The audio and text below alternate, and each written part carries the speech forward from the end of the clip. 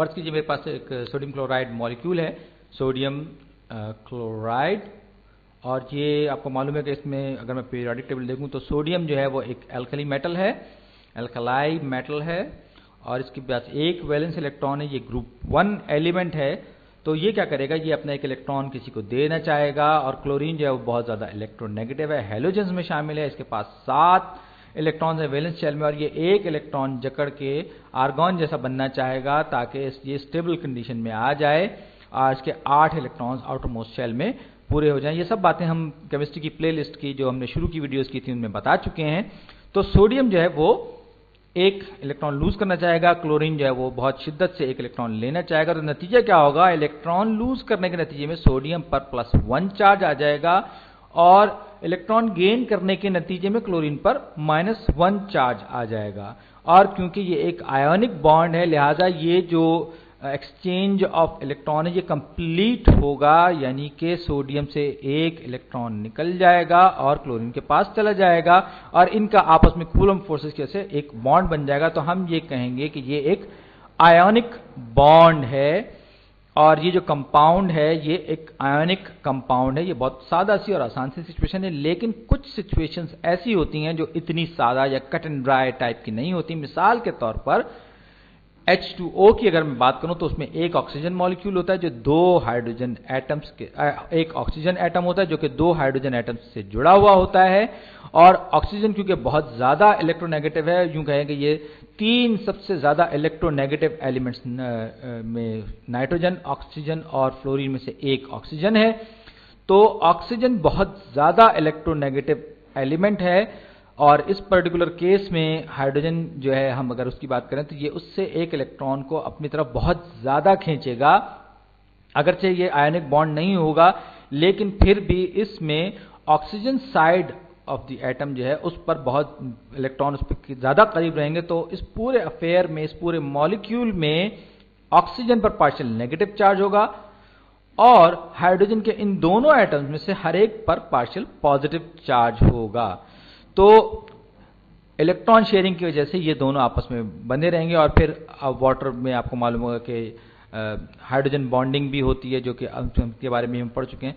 तो अब क्या है, हमें मालूम है कि ये एक कोवेलेंट बॉन्ड है जिसमें कि इलेक्ट्रॉन का ज्यादा वक्त ऑक्सीजन के गिर्द गुजरता है, क्योंकि वो इलेक्ट्रोनेगेटिव बहुत ज्यादा है। लेकिन अब हम एक कन्वेंशन पे बात करने जा रहे हैं जिसको हम ऑक्सीडेशन स्टेट कहते हैं। Oxidation state, oxidation state. Oxidation state जो है बुनियादी तौर पर हम किसी भी आयनिक कंपाउंड में उसके कंस्टिट्यूएंट एलिमेंट्स को कोई ना कोई उसका चार्ज नंबर दे देते हैं, कि जिससे हम ये बताते हैं कि उसने इलेक्ट्रॉन लूज किया है या गेन किया है, और इसको हम ऑक्सीडेशन स्टेट कहते हैं। और हम यही का सारी कार्रवाई हाइपोथेटिकली किसी कोवेलेंट बॉन्ड के साथ भी या किसी कोवेलेंट कंपाउंड के साथ भी कर सकते हैं, जानते हुए भी कि वो कोवेलेंट बॉन्ड है। लेकिन हम अस्यूम कर लेते हैं कि अगर ये आयोनिक बॉन्ड होता, अगर होता, फर्ज कर लीजिए होता, तो फिर क्या होता, फिर ये होता कि ऑक्सीजन ने हाइड्रोजन के ये एक इलेक्ट्रॉन यहां से और एक इलेक्ट्रॉन यहां से जकड़ लिया होता, और इस तरह हाइड्रोजन पर, इस पर भी +1 चार्ज आ जाता, और दूसरे हाइड्रोजन पर भी +1 चार्ज आ जाता, और इस तरह से ऑक्सीजन पर -2 चार्ज आ जाता। अब एक बात फिर मैं बता दूं, ये सब का सब एक इंटेलेक्चुअल गेम है, और इसको हम ऑक्सीडेशन स्टेट का नाम देते हैं। जरूरी नहीं कि रियलिटी में ऐसा हो, हम ये अस्यूम कर रहे होते हैं कि अगर ऐसा होता तो ये क्या होता हाइपोथेटिकली। इस तरह से ये सब कुछ होता कि ऑक्सीजन पर -2 चार्ज आ जाता। आप अगर याद हो पिछली वीडियो से, तो इलेक्ट्रोनेगेटिविटी जो है वो बॉटम लेफ्ट से टॉप राइट की तरफ जाते हुए बढ़ती है, यानी कि वो एटम्स वो एलिमेंट्स जो कि टॉप राइट की तरफ ज्यादा हैं, उनकी इलेक्ट्रोनेगेटिविटी ज्यादा होती है, वो इलेक्ट्रॉन को ज्यादा जकड़ कर रखना चाहते हैं। तो ऑक्सीजन बहुत ज्यादा इलेक्ट्रोनेगेटिव है, और ये इलेक्ट्रॉन को अपने ज्यादा करीब रखेगा, या यूं कहें कि अगर हम ऑक्सीडेशन स्टेट की बात करें तो इसका ऑक्सीडेशन नंबर जो है वो -2 होगा हाइपोथेटिकल आयोनाइजेशन की सूरत में। तो अब अगर मैं बात करूं तो यहां पर हाइड्रोजन का जो ऑक्सीडेशन नंबर होगा वो +1 होगा, जबकि ऑक्सीजन का जो ऑक्सीडेशन नंबर होगा वो -2 होगा। तो अगर मैं इसी वाटर मॉलिक्यूल के फार्मूला को ऑक्सीडेशन स्टेट के हिसाब से लिखूं तो H2 में से हर H पर 1 है तो लिया H+1 हो जाएगा, और ऑक्सीजन के 1 पर 2 चार्ज है तो ये हो जाएगा -2। ये इसकी ऑक्सीडेशन स्टेट है। तो ये हुआ क्या, हाइड्रोजन ऑक्सीडाइज हो गया। ऑक्सीडाइज का मतलब मैं शुरू में जब मैंने पढ़ा था तो मैं ये समझा था कि इसका ऑक्सीजन से कुछ लेना देना है, क्योंकि ऑक्सीजन ने सारी कार्रवाई की और मैं बड़ा कंफ्यूज होता था। लेकिन मुझे मालूम हुआ कि ये बात पूरी तरह से दुरुस्त नहीं है, बल्कि ये उस कार्रवाई का नाम है जो कि ऑक्सीजन हाइड्रोजन के साथ करते हैं। यानी कि इसमें ऑक्सी भी अगर आप देखें ऑक्सीडेशन में तो ऐसा लगता है कि जिसे ऑक्सीजन से आपने वहां उधार ले लिया है। तो कहने का मतलब यह है कि ऑक्सीडेशन का सीधा सीधा मतलब है इलेक्ट्रॉन ले लेना या इलेक्ट्रॉन अपनी तरफ जकड़ लेना, और ऑक्सीडाइज होने का मतलब है इलेक्ट्रॉन दे देना। और यही इंटरप्रिटेशन है ऑक्सीडेशन की, ऑक्सीडेशन स्टेट की।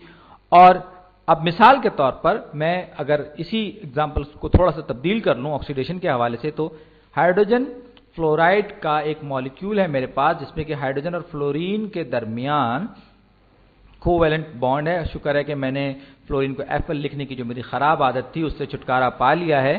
तो अब ये जो एलिमेंट है हाइड्रोजन मॉलिक्यूल है हाइड्रोजन फ्लोराइड, आप गौर कीजिए हाइड्रोजन जो है वो फ्लोरीन के साथ बॉन्डिंग कर रहा है। फ्लोरीन बहुत ज्यादा इलेक्ट्रोनेगेटिव एलिमेंट है। तो अब यहां पर क्या होगा, यहां पर ये होगा कि हाइड्रोजन और फ्लोरीन की तरफ इलेक्ट्रॉन शेयरिंग हो रही है, लेकिन फ्लोरीन बहुत ज्यादा इलेक्ट्रोनेगेटिव है, लिहाजा इलेक्ट्रॉन इसकी तरफ ज्यादा वक्त गुजारेगा फ्लोरीन एटम की तरफ। तो इस पर पार्शियल नेगेटिव और हाइड्रोजन पर पार्शियल पॉजिटिव चार्ज होगा। लेकिन मुझे ये हाफ वे गेम या अधूरा सधूरा गेम पसंद है। मैं कहूं या तो पूरे पॉजिटिव हो जाए या पूरे नेगेटिव हो जाओ और आयोनिक बॉन्ड की तरह से बिहेव करो। मैं मजबूर कर रहा हूं या मुझे मजबूर की जा रहा है कि मैं इस तरह से इस सिचुएशन को पेश करूं। तो फिर क्या होगा, उस सूरत में अगर ये आयोनिक बॉन्ड होता तो फ्लोरीन एक इलेक्ट्रॉन ले चुका होता हाइड्रोजन का, तो ये -1 इस पर चार्ज आ जाता, यानी फ्लोराइड आयन बन जाता ये, और हाइड्रोजन पर +1 चार्ज आ जाता क्योंकि ये ऑक्सीडाइज होता, इससे एक इलेक्ट्रॉन निकल जाता, तो ऑक्सीडेशन हो जाती इसकी, या ये ऑक्सीडाइज हो जाता, यानी इससे इलेक्ट्रॉन निकल जाता। बिल्कुल इसी तरह से आइए फ्लोरीन जो है, फ्लोरीन जो है वो इलेक्ट्रॉन ले चुका होता बिल्कुल किसी नौसरबाज की तरह से, कि जो लोगों को झांसा देकर के मैं तुम्हारे पैसे डबल तिबल कर दूंगा, और वो उनके पैसे ले लेता है लेकिन वापस नहीं करता, बस लेके गायब हो जाता है। बिल्कुल इसी तरीके से गायब तो नहीं होगा, लेकिन ये बदमाशी करके एक इलेक्ट्रॉन को अपने पास अपने करीब जकड़ कर रखेगा। और यहीं पर हमारे सामने एक और कॉन्सेप्ट आता है जिसको हम कहते हैं रिडक्शन, जो कि ऑक्सीडेशन का बिल्कुल अपोजिट है। इसे मैं ब्लू में लिख रहा हूं, रिडक्शन। रिडक्शन का सीधा सीधा मतलब है रिडक्शन ऑफ चार्ज, यानी कि चार्ज में कमी। रिडक्शन का मतलब है रिडक्शन ऑफ चार्ज, यानी कि हाइड्रोजन फ्लोराइड में अगर हम इस हाइड्रोजन की बात करें, ये ऑक्सीडाइज हो गया है फ्लोरीन के हाथों। इसी तरह फ्लोरीन को हम कहते हैं कि फ्लोरीन ने क्योंकि इसका एक इलेक्ट्रॉन ले लिया है और इस पर पॉजिटिव चार्ज कर दिया है, उसका ऑक्सीडेशन नंबर +1 कर दिया है, और ये एक इलेक्ट्रॉन फ्लोरीन के पास गया है, तो हाइपोथेटिकली एक आयोनिक बॉन्ड में ये जो फ्लोरीन है ये रिड्यूस हो गया है। यूं इसलिए कि इसका जो चार्ज था वो रिड्यूस हो गया है, -1 रिड्यूस फॉर्म है, छोटी है, कमतर है। ओवरऑल ये तो न्यूट्रल एटम होगा, बिल्कुल न्यूट्रल होगा, लेकिन हम जब हाइपोथेटिकल वर्ल्ड की बात कर रहे हैं जिसमें कि नो पार्शियल चार्जेस, कोई पार्शियल चार्जेस नहीं है, तो इसने हाइड्रोजन से एक इलेक्ट्रॉन ले लिया है फ्लोरीन ने, और इसका चार्ज रिड्यूस हो गया है। तो हम अगर ये कहें कि हाइड्रोजन ने फ्लोरीन को रिड्यूस कर दिया है, या हाइड्रोजन जो है फ्लोरीन के हाथों जो है वो ऑक्सीडाइज हो गया, तो बात एक ही होगी।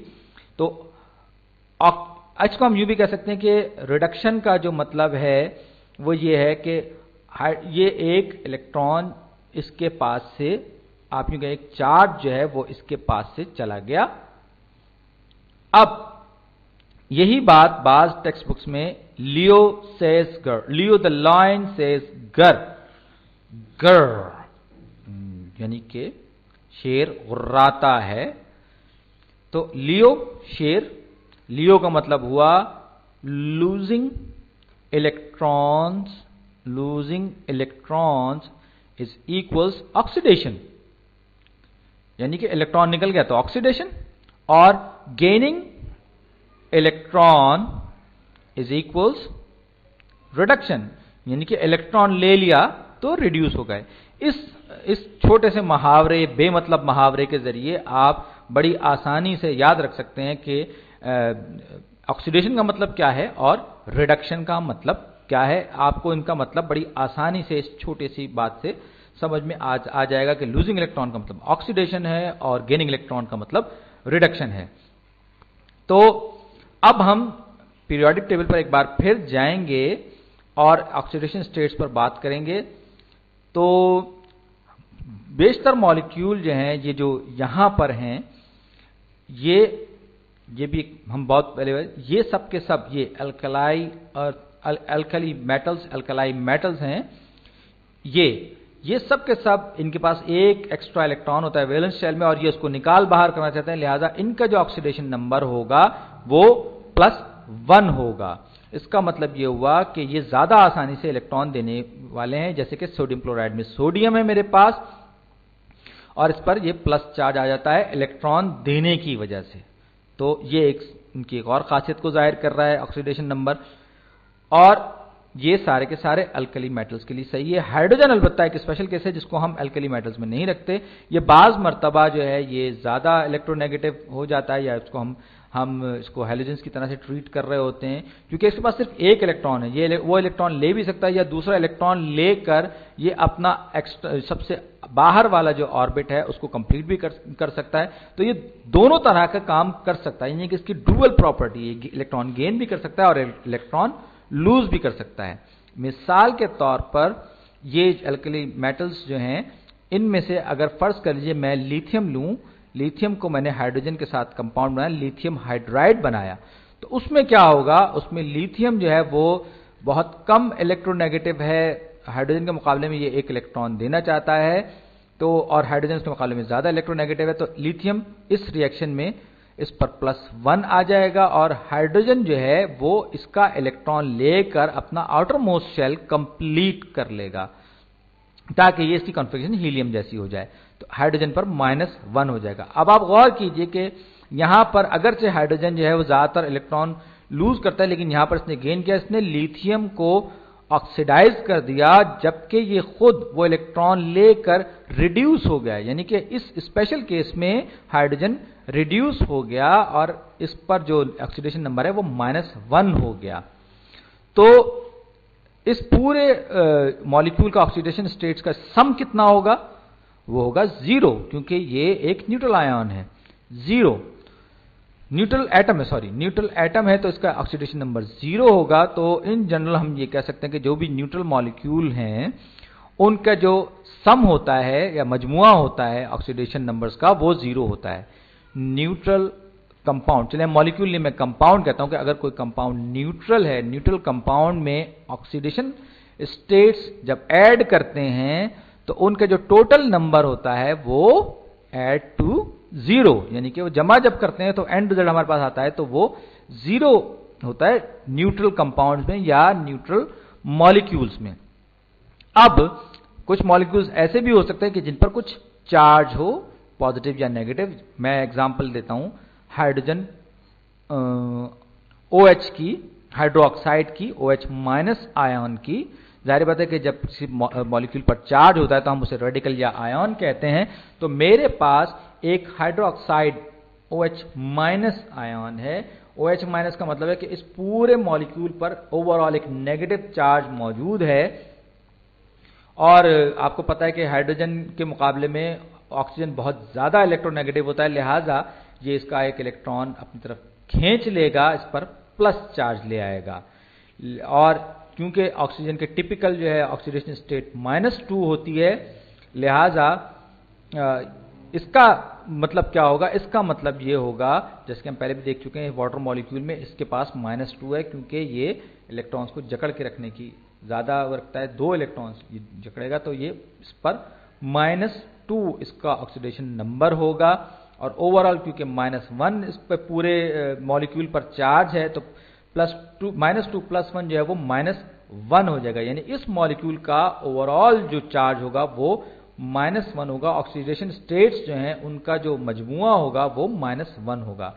अगर मैं इस बात को इसी तरह से समझने की कोशिश करूं, ये मेरे पास ऑक्सीजन है, ये एक एटम है ऑक्सीजन का, जो कि हाइड्रोजन के साथ इसने एक बॉन्ड बनाया हुआ है, लेकिन अभी इसके पास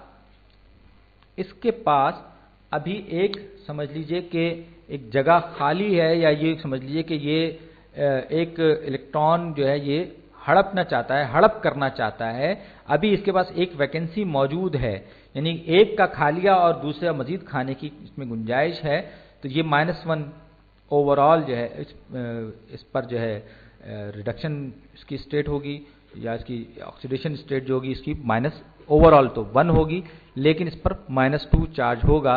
और ये अल्कलाइन अर्थ मेटल्स जो हैं ये एक इलेक्ट्रॉन देना चाहते हैं, बराबर वाला जो कॉलम है दूसरा ब्लॉक जो है ये 2 देना चाहता है। हाइड्रोजन को हमने सबसे अलग रखा हुआ है क्योंकि ये दे भी सकता है और ले भी सकता है इलेक्ट्रॉन। तो ऑक्सीडेशन स्टेट का नंबर -1 होने का मतलब ये है कि ये एक इलेक्ट्रॉन गेन करेगा, या गेन करना चाहता है, या गेन कर सकता है।